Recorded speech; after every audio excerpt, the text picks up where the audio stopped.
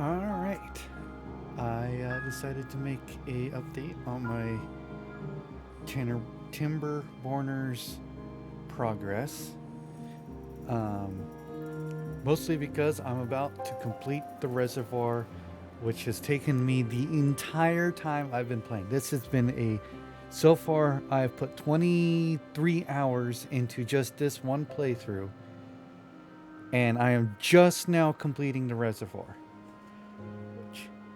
Press T, show the water, flip it around, click detonate, then click play.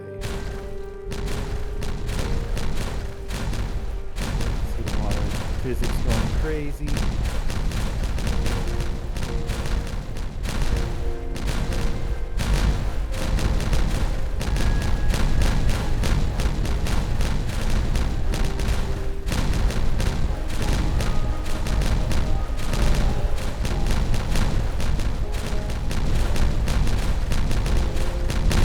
Water that gave you how much more capacity there is now. So the reservoir is now 100% complete. It's taken me the entire playthrough. But now that it's complete, I don't think I will ever have to worry about a drought or bad water again. I mean, I'm actually quite literally in the middle of a drought. That was an 8-day drought, and I still have this much water.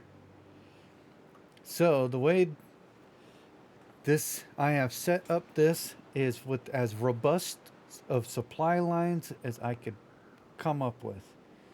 So down here at the bottom are my, let's see if it'll let me click it. It's kind of hard sometimes to get the stuff way down here at the bottom. There we go, the sluice. So that is feeding this, and it is set to keep all of this water at a depth basically 0.3 blocks down from the top all the way through here. These levees work as a stop because this here drops down a level. As you can see, they're set to 0.7. Then this whole area is kept at 0.7. Then this whole area over here is kept at 1.7. This was originally built because the bad water flowed down. Let's see if I can get it down here and then out. But I have already built my power. So this powers most of my stuff. Then this levee keeps this at a 1.7 so that I can farm for Spatterdog and Cattail. The beehives are supposedly boosting the growth of nearby crops, so I built these apparatuses to put the beehives over the areas that I want them to be helping boost the growth of the plants, but without taking up any spots so that I have maximum amount of plant growth because I have a fairly large colony. These guys are set at 1.9. This is set at 1.7, so that never should flow. I shouldn't lose water whatsoever. I've got my mine full of workers getting me scrap metal.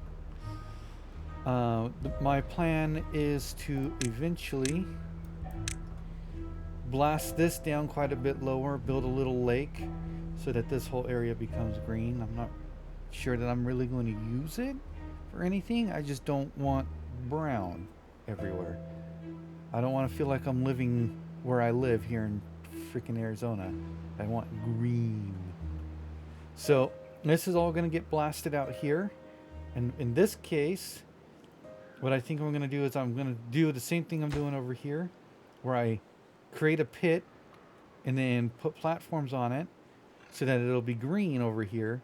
And then I'm going to put a whole bunch of large water tanks over here and store even more water, because 6,600 is not enough.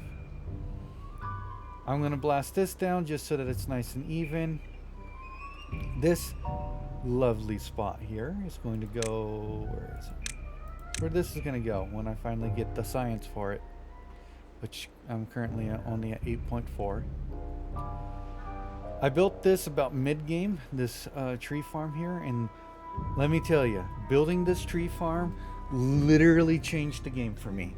I built this little pump to fill up this little divot of water, and I went from never having enough wood, ever, always waiting on logs, to having so much wood that I actually have guys sitting around quite often. This is my bad water collection zone. I got 3 bad water pumps and a medium and a large tank storing bad water for the explosives and the extracts, which are used in a couple of different things. Up here, it's going to be a late game thing, a nice little dirt excavator so that I can get dirt so that I can run my mud pits, which is something that brings up the happiness. Then I built several dance halls in different scenic locations. I've got a ton of contemplation spots all over the place queued up to build, overlooking what I would think would be scenic areas. A bunch of teeth grindstones so that if they break their teeth, they have something to go fix it with. A detailer so that they can paint their tails, tattoos, and what have you. Once again, more happiness. As you can see, I have paths everywhere because I like to make sure that there's multiple ways to get to everything in case I need to change something. I'm not blocking myself from a specific resource. Plus, it allows the haulers and the builders to take the shortest possible path to whatever location it is that I want them to be working at. These lovely things, these contamination barriers. If I don't have contamination barriers, the bad water contaminates the ground. And this whole ring here, and there's some underneath this was built so that I could build all of these maple trees and these farms over here. Because if I don't, it contaminates like this whole fucking area and it's unusable. So spent the time, built a bunch of contamination barriers. Now this produces all of my maple syrup, which, let me prioritize that. That is currently empty. Am I out of maple syrup? Am I going to need to build another tree farm? Okay, I guess I'm going to be building some more maple syrup acquisition over here. Yeah, that's what I'll do. I'll have more maple syrup be produced over here. These are all chestnuts for the grilled chestnuts.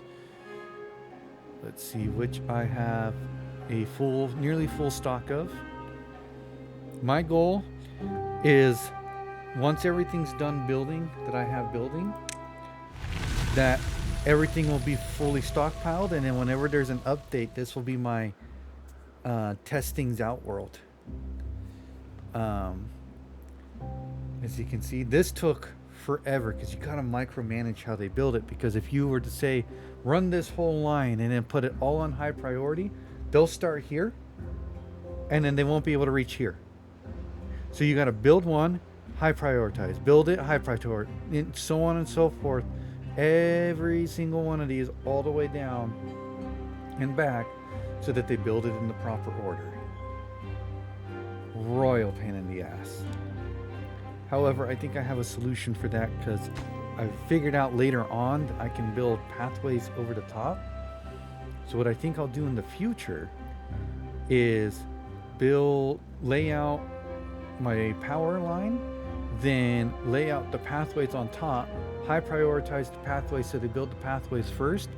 Then, because they can build what seems to be an infinite distance downwards, they can just build underneath themselves and it can just fly as they want it to. This is going to be the rest of my factory zone, so there's actually multiple layers here. So this is the original factory. Barely keeping up with everything that I was doing. Then I went and I planned this out. And then I set this to high priority, and this was consuming all of my resources for a while.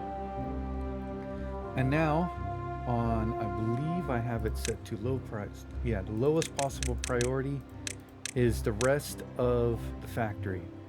A lot of this stuff I don't really need. It's just there for the future. This is a happiness thing. This is just extra flour and cattail flour for foodstuffs. These are science. Basically, once these get built, I'm going to break all of, where is it? These guys and replace them with things that create more happiness, because each one of these will take 4 workers and produce 10 science in the same amount of time it takes each one of these to produce 1 science. So I would, it's like 40% of the workers to get the same work as doing it with the inventors. And then, like I said, I'm going to reuse this space for happiness. I'll have a second campfire here. I'll probably end up building another campfire. Honestly, probably right here. Let me do that. Well-being. Where's the campfire? There it is. Boom. Lay the path. There'll be 3 campfires on this map, even though, so that's 5, 10, 15 beavers can be in a campfire at once. Also, once everything's built, they're not going to be working 16-hour shifts no more. They'll be working like 10s or 12s. This here, on both edges, I'm going to have these gravity batteries that allow me to store horsepower, so that when I'm in like a drought or something, because the drought makes it where these don't run, I'll have a ton of power stored across the entire ring, because the taller it is, the more power you can store. So on this side, I'm going to dig it out. So for these ones, they're all going to go down basically to the bottom of the world. And then these ones are just going to go to the bottom of the reservoir. The thing with the sluices is they can't take water from below them. So there's no point in me digging the reservoir deeper than where the sluice already is. But yeah, it's my Timberborn world.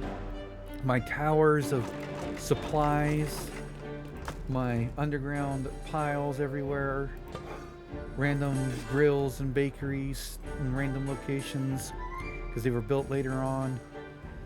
At some point, I'm going to blow all of these out, an extra 3 down, and then come back and basically make them level with this ground with platforms all the way across, for no other reason than I can. There's going to be another happiness facility here that matches this one. I'm going to build this monument here. Let's see. The water fountain, I'm going to build it right here in this space. I've been contemplating, and I'd like your guys' opinion on it. Your opinion on it. I don't know why I said your guys'. I'd like your opinion on it. Should I build another one of these, but instead of going this way, right where these floodgates are, it goes straight across the map, all the way across and out. What do you think? The final mega project? Let me know. I'm curious what you think.